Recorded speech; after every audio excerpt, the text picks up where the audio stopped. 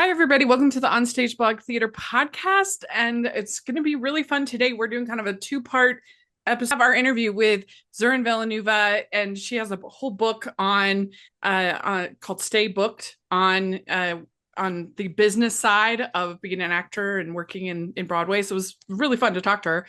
But before that, we have Greg Ehrhardt here to talk about his experience with Harry Potter and the Cursed Child. So this is going to be so fun. Thanks, Rachel. Thanks for having me on. And for those who don't know, I am part of the editorial staff of OnStage Blog and OnStageBlog.com. Yeah. So this was like a really cool editorial that you wrote on the site this last week. And you had a cool experience with this show, particularly with you and your daughter. Yes. Yeah, it was great. It was something, it was a surprise for her birthday. She's a big Harry Potter fan from the movies. We read the first couple of books. Then the Mm, books got really long. So I was like, all right, yeah, that's this is gonna true. take a while. I think we're eventually gonna go back to it, but anyway, we're big fans of the movies. We watched them a couple of times, and I've been looking forward to it. It's a play that's been on my bucket list, my Broadway bucket list, for years, and this was finally the right time we could do it. And I wrote an editorial about it with a particular point of view. But before I get into that, just we had a great time. It was and you've seen it, but not on Broadway, right, Correct. I've Rachel? only seen the teen edition. Oh, So okay, okay, like it's like the junior edition for high school. okay. Yeah. Yeah, it is definitely for people familiar with Harry Potter and the world. I wouldn't say you have to be a super fan of it to enjoy it. Honestly, based on some of the reactions I've seen, I think if you're a super fan, you're not going to like it I for have reasons read the because you've already script that they okay. published. I have read that. So Yeah, yeah, but you do need to be pretty familiar with the world. Otherwise, I think you'll get lost. Even I was a little lost in it, even though I was hmm really pretty versed, in all the yeah. characters and stuff like that. But beyond that, the mastery, the special effects they did on the Broadway version is just spectacular, really. And it's jaw dropping even for adults, never mind kids and young adults and stuff like that. It was very pretty mind blowing. Like even just this one qualifies as special effect, but the if you can call it realistic way they did the Dementors in the Broadway, like it was so spooky. Like I really looked at it, was like, is that a person in there or is that like an animatronic? I knew it wasn't a person, but it was Was it still like scary for your daughter? Is she pretty um, brave? no, so I'm a huge Halloween fan, so she's used to scary decoration, Okay, okay. frightening stuff and all that stuff. But no, she wasn't scared, but some kids would be scared by it, that's for sure. Like just hmm but that wasn't my daughter's experience. But Yeah. just the way they did the wand spells and some of the disappearing acts they did and some of the how they did the transfigurations on stage, it was so cool. And it was what I wrote about in some of the editorial was my daughter was like almost after every one she whispers to me, how did they do that? Like she was truly Oh, stunned. And honestly, like that was so special because like that's it's just with all that's available on screen now. yeah. You it's very rare now to get a moment like that on stage where they don't have any idea like how they pulled off magic, and that led me to the editorial, which is I really think, and it was so interesting to me when I came to this conclusion, I really think future Harry Potter stories should only happen on stage because I want to get your response to this, Rachel. Yeah. I don't you can I don't think in 2025 you can make audiences watching Harry Potter on screen feel like magic is happening. Based on the technology we have today and just how used we are to CGI effects and magic on screen and all that stuff, like doing it on stage really kind of puts you in the world of Hogwarts and the whole magical world of Harry Potter. But Yeah, I can see that. I mean, especially if they keep it. One of the problems with the high school production that I saw, and they did a good job for it's a high school production, but like right, it was right. very heavy based on projections, and that was most of the sets, which I think was like a bit of a shame because I have such fond memories of being in my high school productions and building the sets together and Mhm. I so even just as like a functional part of the experience, I think it's a shame to do that for the students, to miss Mm-hmm. out on that. But it made it feel more boring because you didn't have that sense of immersion. So I can imagine at the Broadway show, because the story is with, like, I don't know how spoiler we want to be, but the story with, Voldemort and the two friends it's not my favorite, but like I can see how with that immersion, how that could really elevate it a lot. It can, and I think it's interesting to bring that up because I think the story is a lot of nostalgia bait, which is the Yeah. one thing I had against it. And I knew nothing about the story heading into. I purposely went in cold because I knew I eventually wanted to see it, and I was really excited to. I really thought this was an original Harry Potter story, which is why I didn't want to know anything about it. I just wanted to experience it like as it unfolded, and Uh-huh. I was a little disappointed. Like, oh, it's a time travel movie, and they're just going over the best of Yeah. of the previous books and movies and stuff. I do think so. To answer what you were saying, yes, I really think you need the special effects. Like, I think that's like a lot of the show, the specialness of the show. But I do think there's a really cool story, between Scorpius and Albus. Like, I think it was a cool little friend story they had going there, Mm-hmm. but not particularly original. We've seen it in other places, but well done. I don't know if they did in the teen story, in the teen version you saw, but in the Broadway show, they had a really cool. They were like, it was between sets, but they had two ladders that they represented as staircases, and obviously it looked like staircases, but they're really just kind of big ladders. Mm-hmm. And they was involved in a couple of scenes, Mm. but the way they in between scenes they moved the staircases around as if they're doing a set change. But Albus was sitting on one, and not Draco, Scorpius was sitting on the other, and the way they moved it took a couple minutes, but it represented like how they were drifting apart and how sad they were because like they were Hmm. trying to be friends and together, but the plot movements were keeping them apart, and not a word of dialogue was spoken, but so much was conveyed just with like a really simple, like beautiful movement of the staircases. And it was like I was just that was one of the ironically one of the more I was more awestruck I was at just how much they were able to accomplish with character building and storytelling without just some really simple prop movement Yeah. that they did. Yeah. Do you think that would you describe this as a family show, or do you think it's it's for it's for both kids and adults? Um, Most families, yes. I wouldn't take a young kid to see this. Mm. There's a little some themes are a little heavier. I mean, and some young kids would be legitimately scared, I think, of the Yeah. Dementors and a couple of things at the end.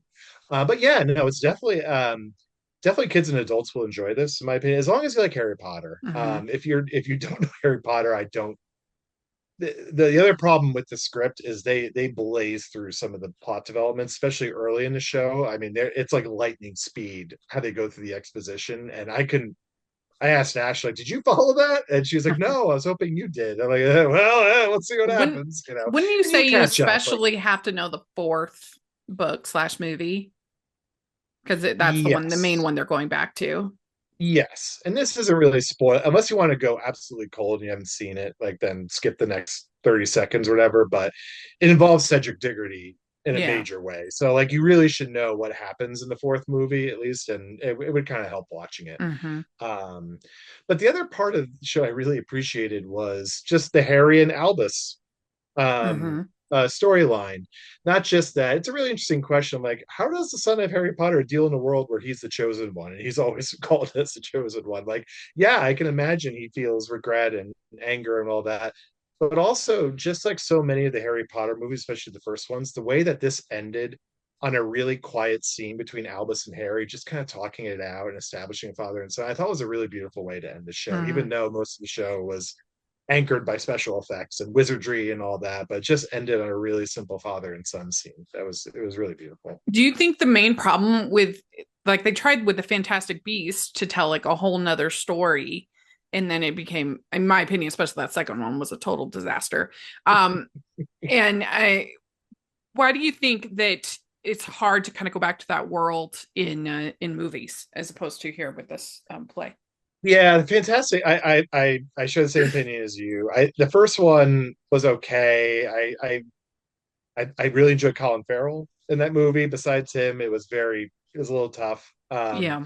And then the second one was Abomination, and I didn't even bother watching the third one, to be honest. Yeah.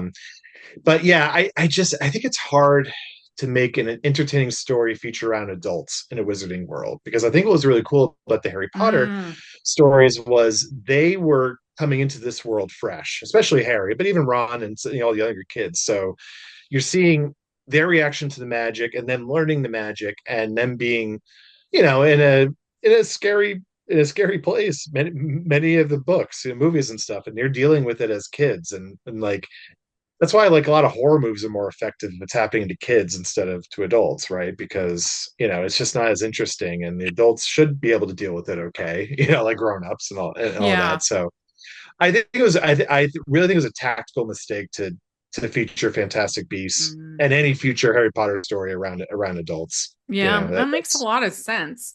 And they yeah. built up this whole American wizardy world and then they completely abandoned it. Like there was no point. Like they had it for the first movie and then there was no point to any of that. So that was a waste. But yeah, I think that you're right. Right, because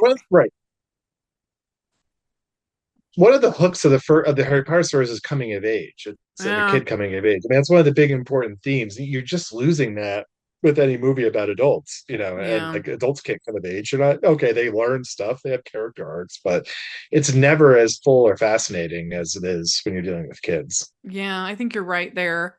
And I think the other thing that J.K. Rowling did so well in those books is that she made it a really rich experience in the sense of you were invested in very minor characters. And I think what separates something from being like good versus being like great is like do you only care about character A and character B? That's a good story. A great story is you really care about characters, GH, going forward, like way down the Mm-hmm. line. And Mm-hmm. I think that that's what she was able to do.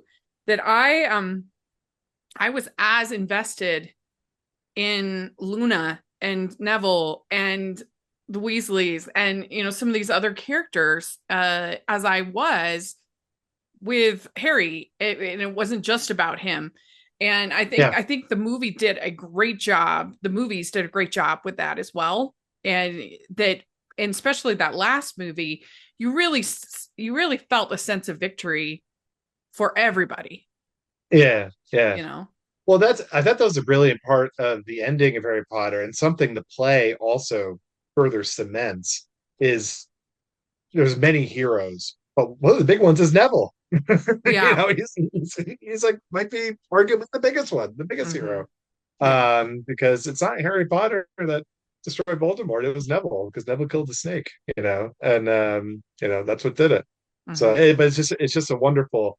And that's also what I liked about Cursed Child was I wrote about this in the article was, I mean, a couple of things. One is I don't think there's a single answer for who the cursed child is. I really believe it's all three of them. It's Albus, Scorpius, and Daphne. I hope that's her Hmm. name. Delphi. Sorry, Delphi. Mm. Um, I think they all have cases to be the cursed child. And I think the point of it is they're all in a certain way, but also like the supporting characters are really, they all every kid, not just Harry, um, has a cursed childhood in some way. It doesn't mean it's bad, but it just means they all have a cross to bear as they grow up through childhood. And that's just a fundamental human experience. And Yeah. it's just, yeah. Well, and like communicating with teens and actually like caring what they have to say and not just assuming that they're stupid because they're a teenager. I feel like that was sort of in there as well of like let's actually listen to what they're having to say instead of just, which I think sometimes we And don't that's do why, enough. yeah, and that's why I do think it should be performed by high schools and a teen audience. Because again, I think there's a lot that speaks to teenagers and can be. Uh-huh. I can't imagine it wasn't a full 2.5 hour for production though, right? It was pretty long. Okay, maybe it was. Yeah, I mean, I don't know. They definitely they change things around for the junior editions, the teen editions. But I've never seen, so I don't know. You know. Yeah. that they do and what they Yeah. don't. So yeah, no, I mean I think there's a lot you're asking for as a family show. I was thinking about it, like I wouldn't have quite these conversations with my daughter. She's 11, like she's just starting to, but I think there's a lot of conversations you can have as a result of the Yeah. show, not just about how much fun you had in the special effects, but just some of the, just some of the parental um themes going on and just growing Hmm. up, and just some of the things. Like Yeah. there's a lot of great conversations that can stem from that. And my daughter and I had some of them That's after when great. we were eating dinner afterwards. And it was really a special day and a special time for the two of us. It was a That's great show great. for, a father and daughter to see. Well, that's what you want most of all Exactly. from Broadway show. And the fact that it's done so well and it's a play, I mean, Hmm. is pretty unique. There's not that many, So I want to end on this. So it's funny. My daughter almost tried to argue with me, but then she realized who she was arguing with. She's like, Dad, they don't have plays on Broadway. It's all musicals. And I'm like, no, no, no. Yes, it's a lot of musicals. It's mostly musicals, but there are Yeah. some plays. And she just couldn't rebut me, even though she's one of the types that wants to rebut me. And then we get into like the first act of Harry Potter. And there's a couple moments where it looks like it's breaking into song, and then I because I knew nothing about it, so Yeah. I'm like, oh my gosh, I might be wrong here. Like, looks like Albus is going to break into like a solo, but then it was just That's funny. a scene in the background. But yeah, no, but I really wanted. So the first play I took her to was Aladdin, and we had a good time. Aladdin is fine. Yeah. It's not anywhere near my favorite Broadway show, but I actually liked it. But I really wanted to take her to a play to really experience Yeah. that. Like, what is it? What's a Broadway show like without singing? It really depended on the storytelling, the acting, Hmm. any special effects that they have, and I was really glad that she could be wowed by that, without any music going on. Yeah. Well, let us know if you're listening what you think of Harry Potter and the Cursed Child. If you've seen it, if you've seen the teen edition, if you've seen the on Broadway or on the West End or anywhere else, let us know what you think and what your experience was. Hi, I'm Jacklyn Collier, and this is OnStage Blog Theater Podcast, and my co-host Rachel Wagner is here today. Hi, everyone. And I am so excited because I get to introduce one of my dearest friends and one of the brightest lights on Broadway and on TV, on your screen. And she's a writer, and I'm constantly in awe of her, both as a human being, an activist, and an artist. We have Zurin Villanueva here with us today. Hello. Yes, thank you so much for coming on and talk with us. Thanks for having me. Yeah.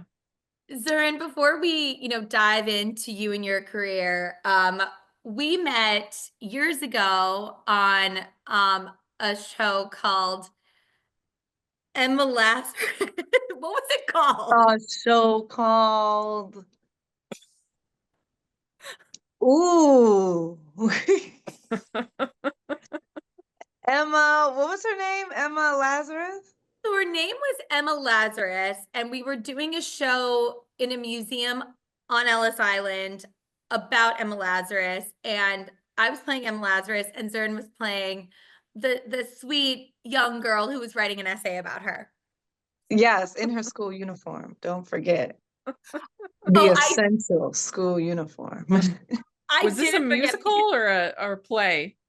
No, it was a really short play. It was a 15-minute play Oh, on the tiniest little stage, actually on Ellis Island. And it was for the tourists.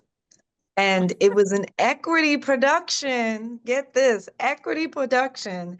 And it ran throughout tourist season, which means it ran from April to Labor Day. So that's like we got the most weeks. how many times a day were you doing it? Twice a day. No, Oh, twice. 6 times a day, 2 casts. So we flipped. So we would do 3 times a day, and then the other half of the 3 times, like when the other cast was doing it, we would be in the lobby telling people about it. So it was kind of like an amusement park gig, but it was like equity and paid for by the city of New York. Isn't that crazy? That is really funny. There should be more of those. There really should be more of those because I had just moved to New York, and it was how I got my equity card. And then also, like you said, Zurin, we got all these weeks, and they were pretty good about letting us leave for auditions. Like I remember Zurin was constantly having like callbacks and things happening, and she would do her job during the day, like make her money, get her weeks, and then like run to get the ferry to make it back to the city. Well, yeah. Well, actually, I don't know if there was a lot of different auditions. Was there?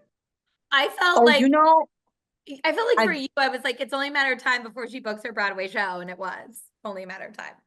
it was that was for Ain't So Misbehaving funny. for That's how Andre you the got your Shield. equity card. Yeah.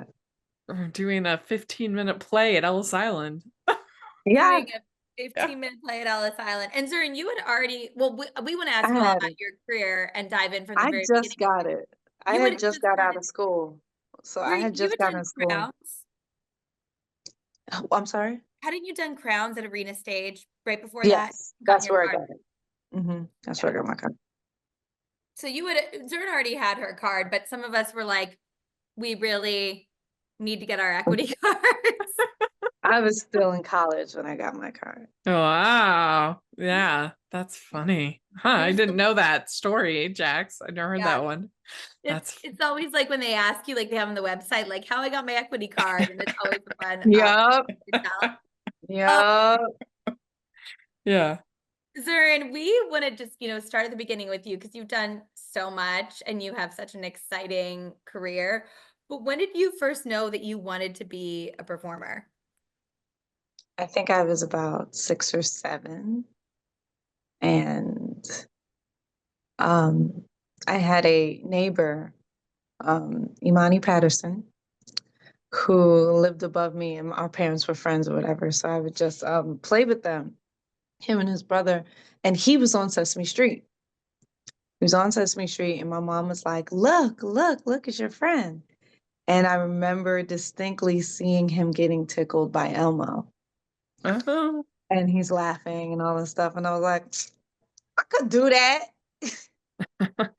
I was very upset. And my mom was like, Zurin, from this jealousy. And I was like, what? Like, honestly, I think that might have been the first time I even experienced jealousy. I didn't really know what I was feeling. And she was like, Zurin. And I was like, what? So basically, I think sometime later is when I was like, I'm going to be an actor. Yeah. My mom was like, oh, Jesus.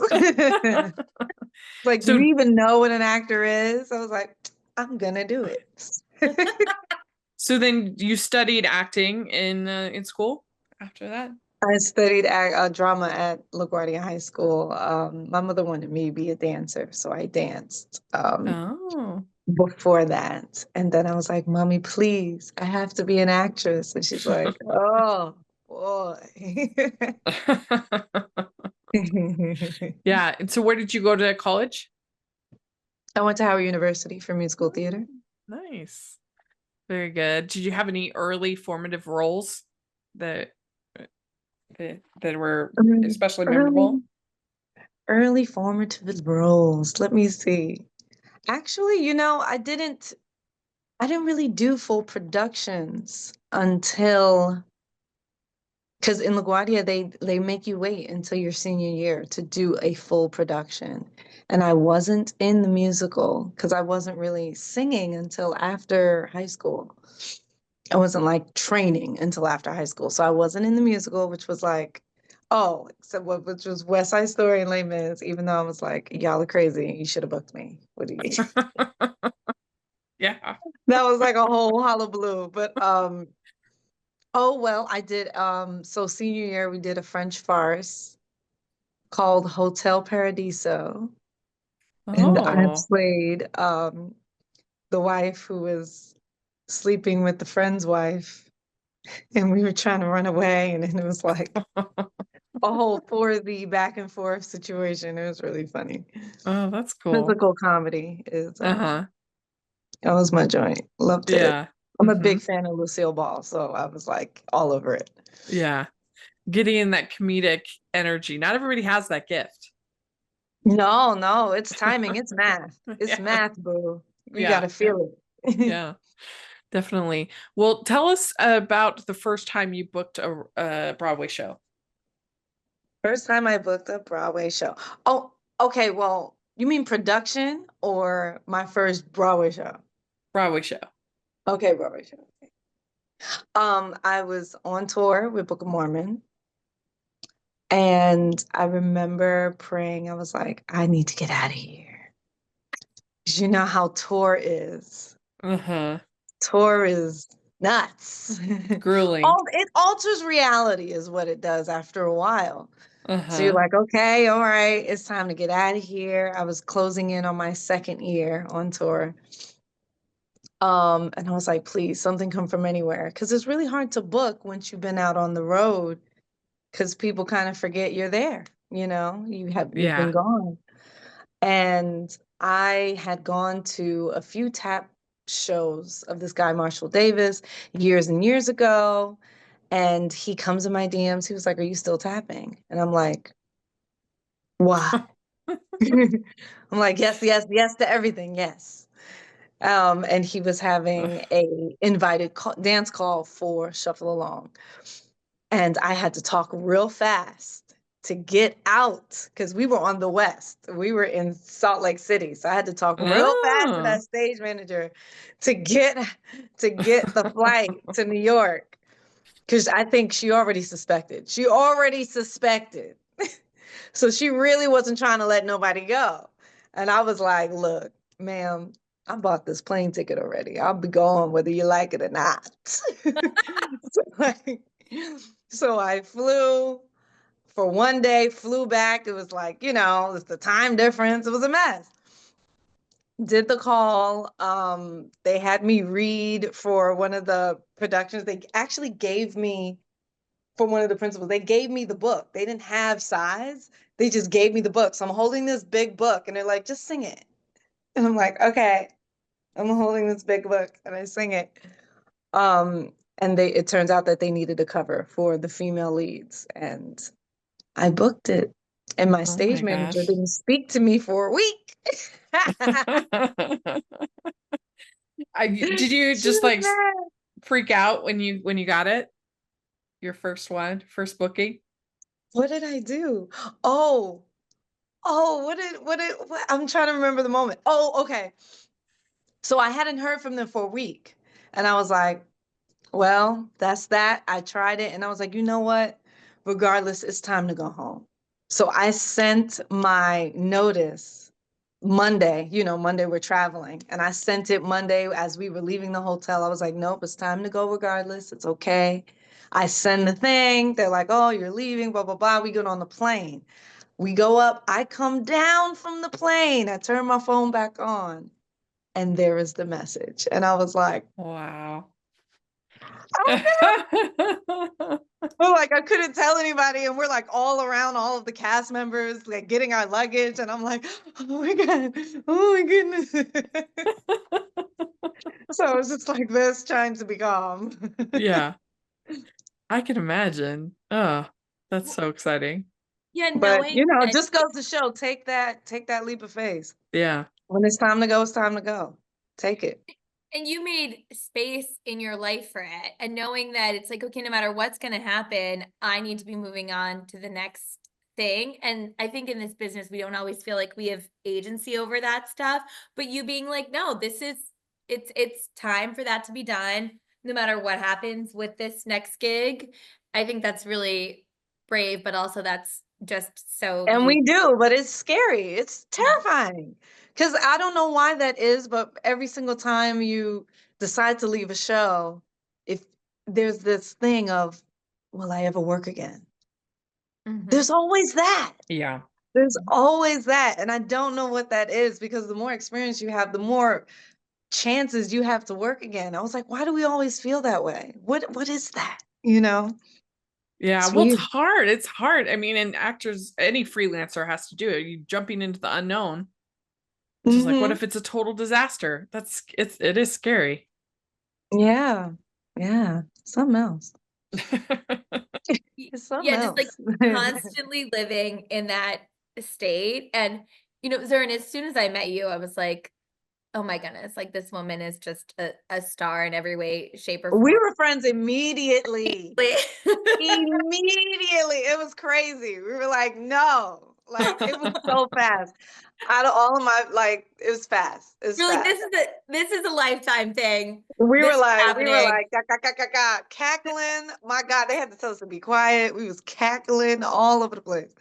It was a small cast and crew, and I think they were just like, at a point they were like, just let these girls do what they want to do. They're not gonna stop. Yeah. They fell in love. They found love. We're just gonna let them have it. We just have to support this. It's a beautiful miracle. Yeah, a beautiful miracle. They just let us do whatever. And so that wasn't only your Broadway show. You've done, I think, 4 more since then. Can you tell us a little bit about what is the most stressful part of working on Broadway and what's the best part? Ooh, okay. So yeah, Shuffle Along led to, after that was Mean Girls, Lion King. And I just came back from my second tour as Tina in the Tina Turner musical. So Oh, wow.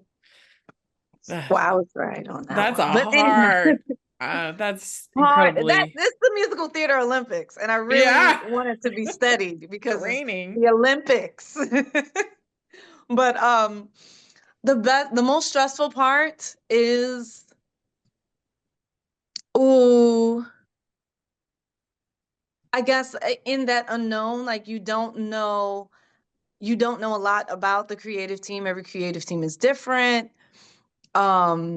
How things shake out in terms of, like, especially when you're building a new show, you don't know what their vision is or how you'll be used, and trying to be used as much as possible. I feel like that can be stressful.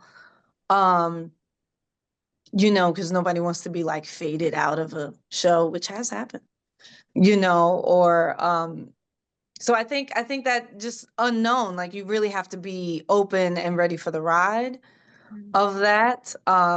Is it hard to build up your motivation to do when you've done a show again and again and again and again, making because it's the first time for the audience, but like making it that impactful each time? Yes, I mean it can definitely get to you. It's always going to. But that's when you rely on your technique. That's when you go back to the fundamentals of the listening, the fundamentals of the warming up, and having goals. Like if you have a goal for a show, like, okay, today we're just not going to worry and we're going to have fun. Or today we're going to land all of our jokes. Or today we're going to have perfect placement. Or today, like just having one little goal can actually, keep you active. Um, let's see if I can achieve this. Let's see if I can achieve that. I Yeah. think that that'll keep you sort of present. You gotta stay present. That's all. So it's a mindfulness exercise in that. Um, but Yeah, I that think makes that's a sense. good challenge. I think that's a good challenge. That's definitely not the hardest challenge to me. Mm-hmm. Um, it's a good challenge. It's the one that you want because your show is still open. Hello. But Yeah. What's your favorite part of doing a Broadway show? yes, my favorite part, I was gonna say, it's hard to explain. I guess the culture, I guess the building the inside jokes, Mm, building the show's culture, building like that, and then you're just living in it. Like the you know, chemistry. yeah, building the chemistry and like the foolery and the jokes that happen on stage that only you guys know about, the backstage antics. That's definitely the best part. Uh-huh. That's the stuff that Think keeps you together. Mm-hmm. and Yeah. also getting tattoos with your co-stars. Isn't that, didn't you and Dove get matching tattoos? Dove Cameron, did I make that Um, up? I suppose technically. So Zurin was incredible in Clueless the musical, and I saw your chemistry with Dove Cameron. Like, you guys were phenomenal together. Wait, did I make up the fact that you guys got tattoos together? No, You didn't make it up. You didn't make it up. Yeah. Well, You that's were- definitely a close cast then. You're right. No, well, she had a tattoo artist at her birthday party. Oh. And oh, she's a Cap. Her birthday just passed. Happy birthday, Dub. What's up? I love Caps. Caps are great. Yeah, so she had a tattoo artist at a birthday party, and we're like, well, why not? You know, it's $3.99. But she had she had a few Clueless tattoos that you could get, and one of them was a heart with plaid in it. And Oh. and so I got the heart with plaid in it. Oh. She didn't get one. I don't think she got one. She got like 2 words on her wrist. I think it was like freedom or something and something else. Like just like yeah. Now that was off Broadway. Do you think, right? Yes. Close music. Do you think that we'll see it? Do you think it'll transition to Broadway? I heard they're trying. I know they did a production in the UK last year when I was doing Tina. So I was like, but you know, Tina Money. Right.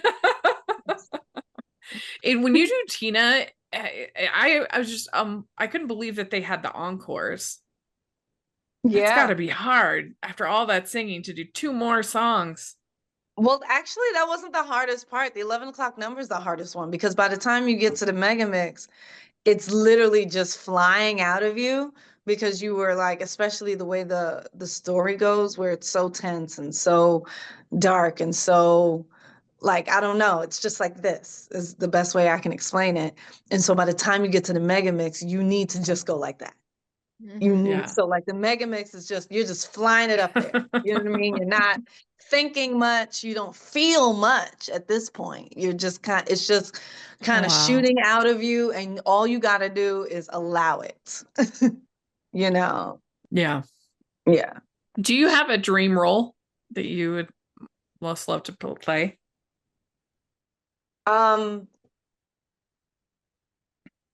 have a lot of dream roles. But I've really stopped thinking about them like that, you know, and it's more like the kinds of things I like to do. Like I would really like to do classic Sutton Foster musical, you know, song and dance, beautiful lines musical, you know. Yeah. The musical comedy, you know, like just that. I would love to do I would love to do Shakespeare. I need to do Shakespeare. I say Lady Macbeth. I want you as Lady Macbeth. I think you would kill Lady Macbeth. Really? I don't feel like I'm ready for Lady Macbeth yet. No, you'd be like the hot young trophy wife, Lady Macbeth. Oh, that would be interesting. I'm down for that. With Ophelia and Hamlet. Yes, always Ophelia and Hamlet. My favorite female characters is probably in Taming of the Shrew. And I can see that. And Midsummer Night's Dream is where I'm going with it. That's kind of what I am after, if you will. Hermia. Yeah. You know what I mean? You feel me on this? This is what I'm after. Yeah, or you would be a good Beatrice. Or Much to Do About Nothing. Yes, that would be fun. What I'm saying? Yeah, this is what I'm after. She gets it. She gets it. You want some comedy. I need to do go so dark. You said what? No, you want some more comedy. I'm just like, I want to see this so dark. No more darkness. No more darkness. No more darkness. I'm darked out. I need light. I need comedy. I'm darked out. No more of that. What about As You Like It? Rosalind and As You Like It. This is now, there you go. As You Like It. Like that stuff, there's a cost for that kind of darkness. You can't forget that. There's a cost. I need to look after my spiritual well-being. Thank you. Well, but the nice thing about playing Beatrice is that it does have some more emotional moments, you know, it does. And emotion is fine as long as there's levity. I need this. So it actually is like a pretty, because she gets pretty upset and she wants Benedict to kill Claudio and, you know, the whole thing. Yeah. So like you could get a little bit of everything with doing Much to Do About Nothing. Rachel, you're right. Yeah. You're right now. You're right. You're right about that. Yeah, they're doing a new production on the West End. Oh, with Tom Hiddleston. And Really? yes, and I forget who Mhm. I was so excited to see Tom Hiddleston. It's a famous woman. I can't think of it now. But yeah, new production in the UK, Much About Nothing. Like, oh man. Nice. Nice. What you do. I also need to do August Wilson. I need to do August Mm, Wilson. I need to do an OBC Black musical. Haley Now, Atwell. Haley Atwell is in Oh, with Haley Tom Atwell. Hiddleston. oh, okay. Yeah, yeah. Okay, I would okay. I I guess would love Shuffle to go Along to was that. that, but I never went on for Shuffle Along, guys. I never went on. Oh, you didn't? I never went on. So in Wow. a lot of ways, it kind of doesn't count. I mean, Wow. I can imagine that being, that's why like our standbys, our understudies, like swings, like what a life, what a world to be that prepared to go on at any moment and not know when and if it's going to happen is Yeah. wild to me. Do all those, so is there a material difference between understudy, swing, and cover? Material difference? Like, or are they basically just the same thing but different names? Swing. Or are they Well, very different? swing refers to covering principals as well as ensemble. It'll be Oh, mostly okay. ensemble, maybe some principals. Mm, Um, Offstage cover or standby is usually doing principals only. Understudy is in the chorus, in the chorus, in the ensemble, and covers a principal. okay. Okay. Good. I didn't know. I wondered. I But, so know, it's a lot of when was work. your first time ever performing on a Broadway stage? That would be Mean Girls. Mean Girls. That would be Mean Girls. Nice. Yeah. That's cool. That must have been fun. Oh yeah, it was a lot of fun. It was very, very electric opening night. We were Hmm. all very just full of the jitters, the good jitters, not the nervous ones, but the like, I want to do it. You know what I Yeah, mean? it's happening. Which is really wonderful. We were extremely ready. We were just like, put us in, coach, let's go. You know. Well, and you got to do several roles in that production. And I think it was also really exciting because didn't you make history as one of the first Black plastics? I am the first Black plastic. That's There were right. no Nice. Black plastics before me. That's right. And I went on for the first time on Juneteenth, 2018. I No didn't know that. way. Oh, that's amazing. Yeah, I know. Isn't that crazy? That is crazy. And Yeah. when I woke up that morning, I had a feeling. I had a feeling. I really did. So like I was like, let me just go through. So like I just marked through, like just in your head, da da da da da, do this, mark through it real quick. Took about 30 minutes. And I was like, all right. And then didn't get the call until about 4:45 p.m. around thereabouts. Oh, was that close Um, to showtime when you got the call? yeah, it was close. It was real close. I was like, it's happening. I knew it. I felt it. I felt it. And let me tell you, that lunch table ride, epic. Epic. Casey did his big one on that. I was like, no, no, no. This is dope. This is dope. Happening. This is Oh my, dope. The steam, the thing, the slow ride. Yeah, honey. That's the good stuff. That's the good musical stuff. We love it. oh my gosh, I know it. That's So, so cool.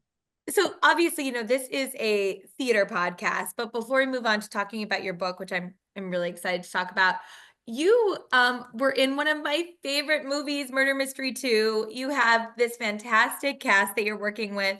Yeah, okay, so I love all the Knives Out movies. I love Murder Mystery, I love Murder Mystery 2. Like that kind of stuff is so my jam. I want more of it. I love a mystery. I love a mystery. And it's so good. I would love to know what it was like working with these A-listers. And girl, not only did you hold your own, but you stole scenes. So, and to do that with that group of people, I was like, obviously I knew it, but like, I really knew it then. That was so quick. It was so quick that I really did not believe it was happening until I was like on set. Like I was like, because the audition, and I believe 2 days later, it's like, yeah, you got it, and you're flying to Paris and Hawaii. And I'm like, huh, what? In the dead of winter. It was like the dead of winter. And I'm like, what do you mean I'm going? What? Like, so it was very like, I didn't tell anybody because like half expected for them to like rescind it or something. I was like, I didn't tell people until I was all done. And I was like, well, I shot a movie. What? Like, so it was very surreal. And the very first day of shooting, we were on a beach in Hawaii, and it was a complete group scene. So everyone is in the shot. When Mark Strong comes out of the ocean, that was the first scene that we shot. So we were on that beach all day long, just the beach, walking back and forth. That's all we were doing. And I didn't have any lines in that scene. So I was just like playing with physical stuff. And I'm carrying, Jodie Turner-Smith was like playing my boss. So I'm like her assistant, or she's grooming me, whatever she's doing. So I'm like holding her. It was like holding her dress, holding her shoes, holding her earrings, like trying to like be in the mix, but you're not, go away, like type of stuff. So I'm just like doing this, like literally funny walking up and down the beach all day long. That's all we did. That's all I did. And it's like you can get really into it when you have like one thing to do. You know what I mean? It was really wonderful. They were very chill. We're making a movie. It was like they were hanging out in their living room, just throwing stuff up. You can very much tell like Adam and Jennifer, like they work together all the time. They know how this goes, and they're just very relaxed. So it made us relax. And it was like, nothing matters. Try it. Try it. Try it. I was like, oh, man, that's great. Try it. I love it. Like, Yeah. it was very, so like it was, that helped, being so open and so relaxed. And it's like, come on, guys, we're making a movie. What's the worst that can happen? You know what I mean? Yeah. Yeah, so it was very chill. Mhm. It was very chill, and Happy Gilmore Productions, they run a beautiful, light, fun, and tight ship. It's great. Yeah, I mean, he keeps getting the same, people to keep wanting to be in his movies, so it must be a pleasant experience. People keep wanting to Oh, go back. it's an incredible experience, and he treats everyone the same, and it's great. Mhm. Like, yeah. So, what performers have inspired you and influenced you the most? Well, as I said, Lucille Ball. Mm-hmm. Lucille Ball. That is my girl. I read her book. I like watch all her documentaries. I'm obsessed. I love that woman. Yeah. And if you ever got a chance to like get a snippet of her drama work, like she did a few dramatic movies, Mhm. please watch, because she's coming with the heavy. Mm. She's coming with the beat. She's coming with the drama. And because we know her as comedy, you may not know that. I was like, oh, I'm gonna cry. She's incredible. Anyhow, There was a I think it's called documentary Stage Door or a something. couple of years ago. I think it was 2022 about Desi and Lucy, Yeah. and it was really interesting because I didn't know like how big of of players they were as far as running their own studio basically, Hmm. and like developing so many shows and so Yeah. many talents, and I Yeah. had no idea about that whole business side of it. Yeah. Yeah. They were serious about the business, and Yeah, and I that was think that interesting. secured their longevity. We gotta get behind the table after a while. You have to. Um, that's my next goal. But yeah, so Lucille Ball, from this generation, Regina King, Debbie Allen. I'm after these women who have been doing multiple things, who have been producing, who have been, doing voices of characters as well, doing voiceover work, doing directing work, writing. Like, this is like the full Renaissance woman is what is who I really look up to. And obviously in musical theater, Audra McDonald, obviously huge, Yeah. huge fan. Legend. Legendary, you know.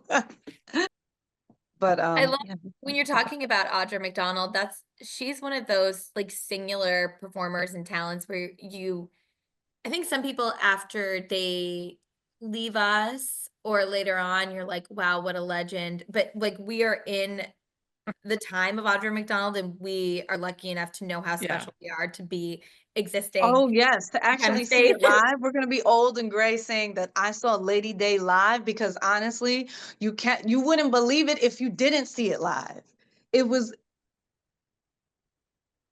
altered time and space.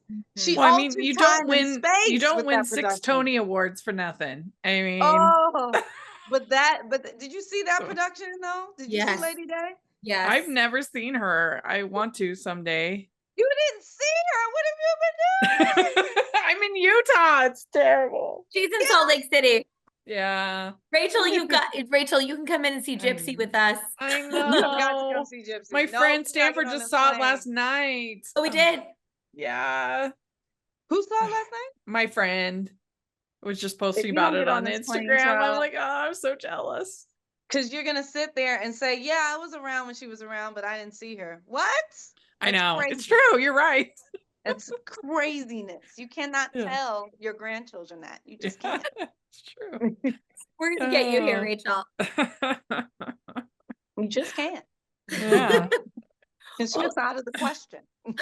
Well, let's talk about your book, Stay Booked. Why don't you tell the listeners a little bit about it? Yes. So my book was just released in September of 2024. It's called Stay Booked: The Rules of Business on Broadway. You've got the job, now keep it. And I wrote this book during the pandemic, as you do, to focus on the things that we learn once we book a show. There are a lot of rules and regulations um, and just processes that we don't know about until after we booked our first big show, especially production. But it works for all different contracts as well. But there's just there's rules of business. There's things done and ways that are not things done, like how put-ins are done and how, um, your grace for half hour, your grace for the show. If you were like really, really late, how late is too late and before they put your understudy on? Just things that you would not think about until it happens and you're like, how does this work? 401ks, contracts, um morale, just like literally, how the best way to go about creating a bond with your cast that is beneficial for you so you can have the best run you could possibly have. So yeah, I feel like we spend a lot of time training for, as a singer, as a dancer, as an actor, and we don't spend a lot of time with the business side of it. And this is a business, it's corporate theater, so it really helps to know those things. And I just wanted these kids to stop being blindsided by them.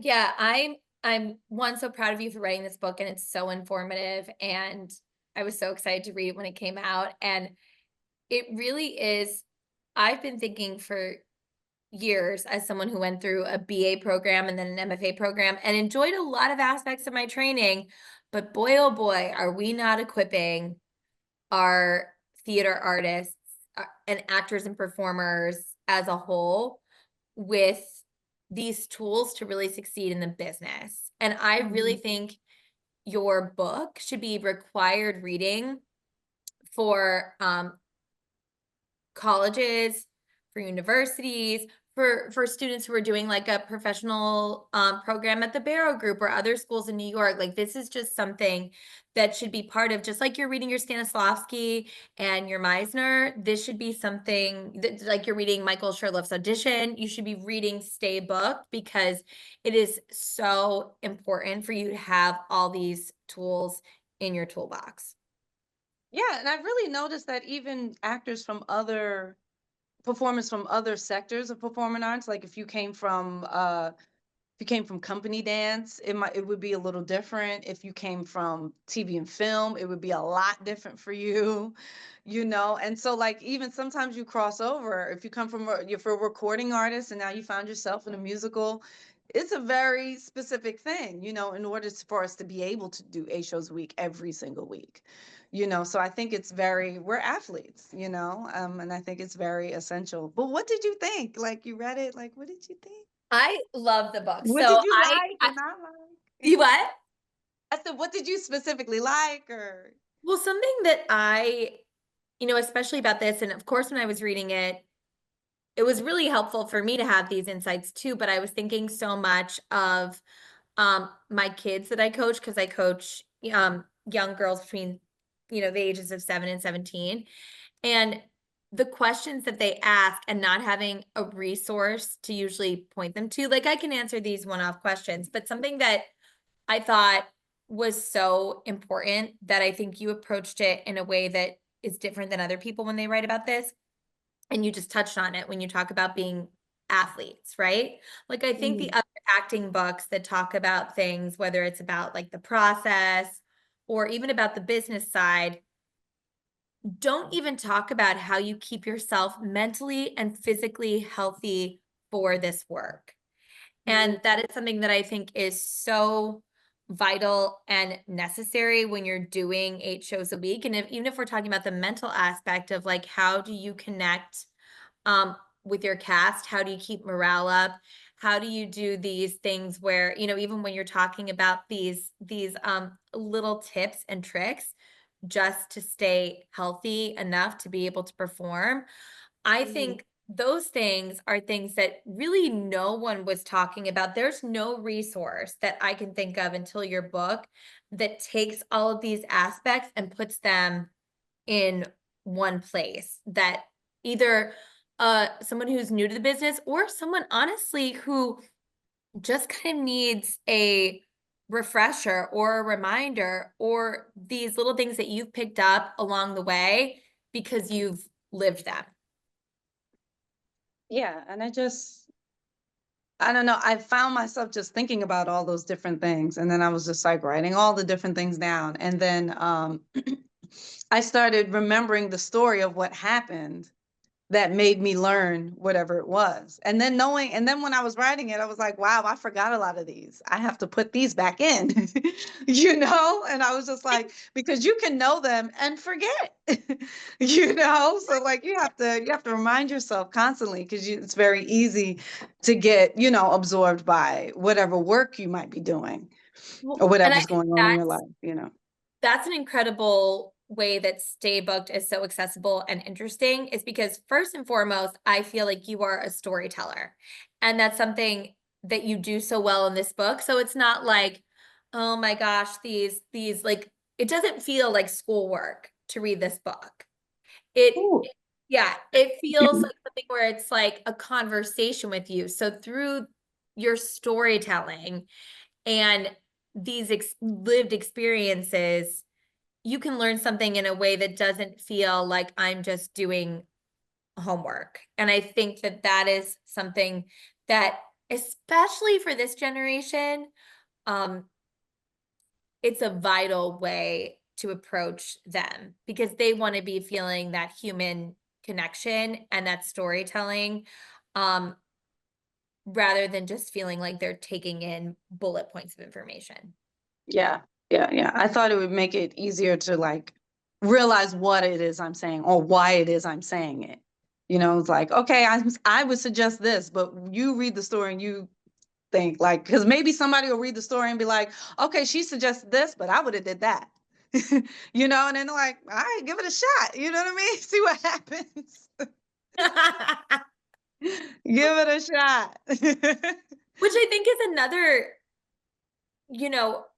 really important thing to think about in this business. I think about both the acting teachers I've had and also acting teachers I've had, and then people you talk to, and everything is going to be right for a different person. Like I remember my undergrad teacher was like, don't worry, but like, oh yeah, black and white headshots are going to come back. Child, please. Please. It was not, I mean, it was a little while ago, but it wasn't that long ago. They're Come on, it's not, it was, and these things, not coming back. yeah. They're And going to become videos. That's what they're going to become. They're Yeah. going to become moving pictures like Harry Potter. Ooh. Exactly. Exactly. And Zurin, where can people find the book? Oh, you can find it on my website, Zurinspired/stay booked, ZURINSPIRED.com.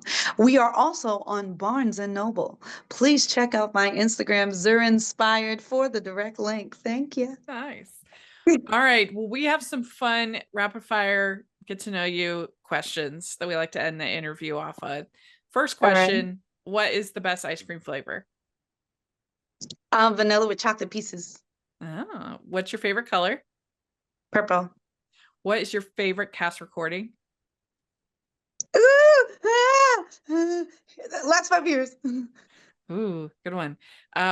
What is your go-to date night food? Pasta. What is your favorite show currently on Broadway? Outsiders? Mm-hmm. Maybe. So I'm gonna do a bunch of like compare contrasts and see which would tell me which one you like the most. Annie or Matilda? Matilda. Mamma Mia or Jersey Boys? Jersey Boys. Wicked or The Lion King? Oh, why would you do that? Oh.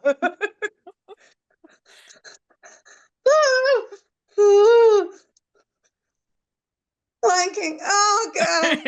Into the Woods or Company? Into the Woods. Phantom or Joseph? Joseph.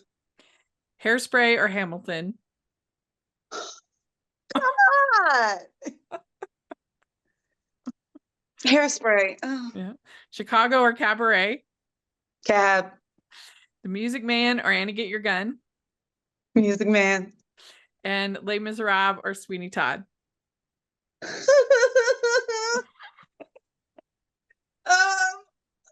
Sweeney Todd. Okay. Last two. What's your favorite holiday to celebrate?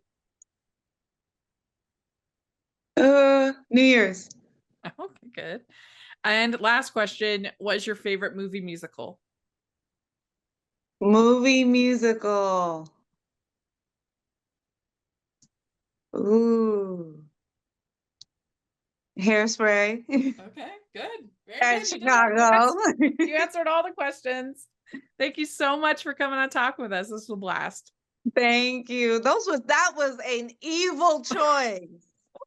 That was nuts. How could you do that? At least 2, but maybe 3 really, really toughies in there. Oh my God. Wicked and Lion King? Are you kidding me? We really want to get to know you. You're going to split me. You're trying to split me from my woman and my blackness. Oh my God. Oh, last question. Are you Galinda or Elphaba? You know, for years, I assumed I was Elphaba. But the reality is, I'm totally Glenda. I think you are too. Now, look, Yeah. do I think you would kill Elphaba? Yes, but I think you are like just as I am, like, you know, like race is not a type, Glenda. But the thing is, I never realized it because as a Black woman, you have to be strong Black woman. So you automatically go to the strong thing because that's what I'm supposed to be. But the reality is, I'm like this. I love it. This is me. You are like you singing popular. Like I just see you floating in a pink dress and just, yeah. So that's what This is what I live. The twirling and the dress and the comedy. This is where I live. Yeah. This is my true thing. When race is not a type, I'm Glenda. Well, if people want to follow you on social media, or if they want to get the book, how do they do that? Please go to Zurinspired, ZURINSPIRED. That is my Instagram handle. We are also on Barnes and Noble, and my website is linked there. Also, Zurinspired.com. Great. Well, thank you so much for coming and talking with us. This was a blast. Thank you. It was a blast. Thanks for having me, Rachel. And Jackie, I love you. Thank you. I'd like to thank Zurin for coming on the podcast. This was so much fun to get to talk with her, and make sure you follow everything, get her book. She's great. And you can find us at OnStage blog all over the place. Make sure to check out the articles and our playlist on YouTube with all of our episodes. And Jax, where can people find you? Jacklyn Collier on Instagram. And you can find me at Rachel's Reviews and rachelsreviewstheater.com, all over the place. And again, make sure you check out OnStage blog for all of our content, theater related content. It's good stuff. So thanks again to Zurin. We'll talk to y'all later. Bye.